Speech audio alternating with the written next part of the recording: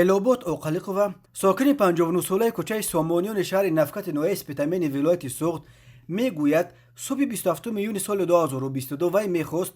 дар консерти идонае ки дар қасри фарҳанги ноҳия ба муносибати рӯзи ваҳдат доир мешуд иштирок кунад, вале кормандони милитсия ӯро гӯё барои либоси сиёҳ дар тан доштанаш ба толор роҳ надоданд ва ба шӯъбаи милитсия бурда он ҷо 7 соат нигоҳ доштанд ва латокӯб ҳам карданд. кормандони милитсия дар шаҳри ин амали худ гуфтанд ки элобод оқалиқова мехост ба раиси ноҳияи спитамен ки низ мебоист дар он консерт ҳузур медошт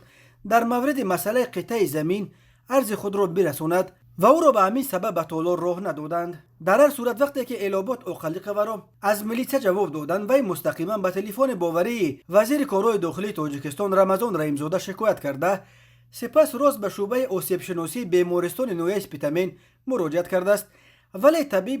наимҷон бобоев баъди шунидани ин қазия ки бо кормандони милитсия рабт дорад, аз бистарӣ кардани оқалиқова даст кашидааст.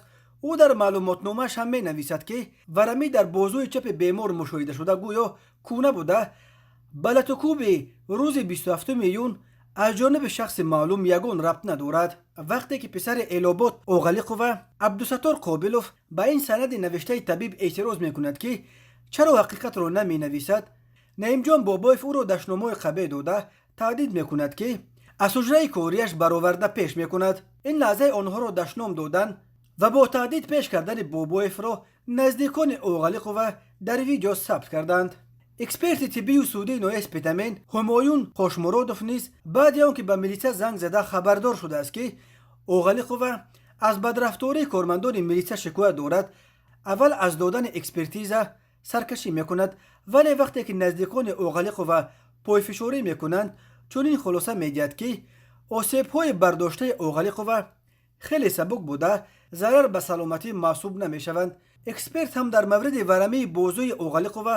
чунин хулоса додааст ки он гӯё кӯна буда ба қазияи рӯзи 27 июн рабт надорад. вақте ин моҷаро расонаӣ шуд, кормандони милитсияи спитамен ба фишороварӣ ба оқалиқова ва наздикони ӯ сар карда ба зидди писари ӯ Абдусаттор Қобилов бар асоси моддаи 460 бо иттиҳоми майъ давобошӣ парвандаи маъмурӣ кушоданд. онҳо ҳамин тавр ин оиларо маҷбур мекунанд ки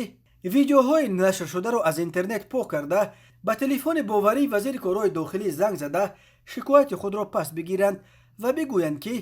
айби худи мо шуда буд ва ягон даъво надорем. дар иваз кормандони милитсия ба оқалиқова ва писараш ваъда доданд ки барои майъдавбошӣ ягон ҷаримаашон намебанданд ва худи кормандони милитсия онро месупоранд ва бо ҳамин қазия тамом. кормандони милитсияи спитамен ба оқалиқова ҳатто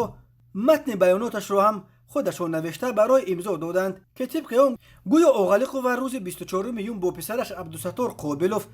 ҷанҷол карда рӯзи 27 июн ба қасри фарҳанг барои он омад ки аз фурсати муносиб истифода бурда аз раиси ноҳия қитъаи замин дархост кунад ва писараш ҷудо зиндагӣ кунад, вале оқалиқова ба ин тан надода ва ба додгоҳи вилояти суғд шикоят навишт. мақомоти ҳифзи ҳуқуқи ноҳияи спитаменро